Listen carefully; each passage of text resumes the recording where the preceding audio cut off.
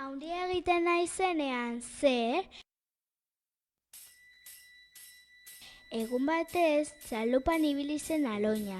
Gauza zoragarria dela itsasoan ibiltzean irudi zitzaion eta esan zuen.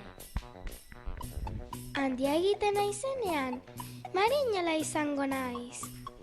Beste egun batean ilea mostera joan zen Aloña.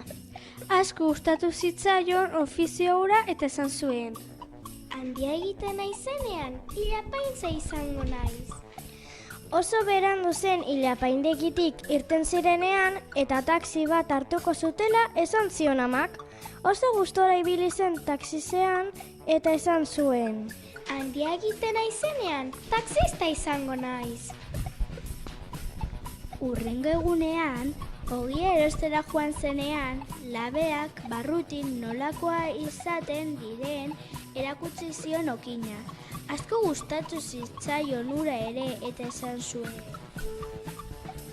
Handia egiten naizenean, okina izango naiz.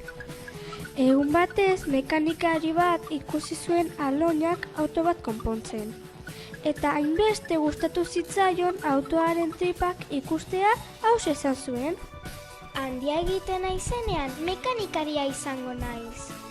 Lorategi polit bat ikusi zuen egun batez Aloñak. Asko gustatu zitzaion eta esan zuen. Handia egiten naizenean, lorazaina izango naiz. Antzokira joan zen behin Aloña, eta sorgin bat ikusi zuenan. Oso gustora egon zen sorginari begira eta esan zuen. Handia egiten naizenean, sorgina izango naiz. Baina sorginak entzun egin zion eta beregana hurbilduz esan zion.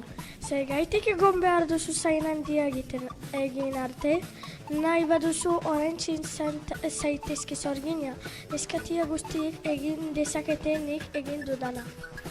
Aloñak esandakoa egin zuen eta sorginetan jolasten hasi zen.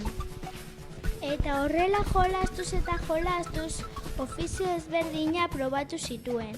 Nahi zuenean ilapaintzaile, edo mekanikari, edo okin eta berari atsegin zitzazkion. Beste hainbat ofizio. Eta ez du gehiago esaten. Handia egiten naizenean, orain edozein ofiziotara jolas egin dezake. Eta handia egiten denean, orduan ikusiko du zer egin.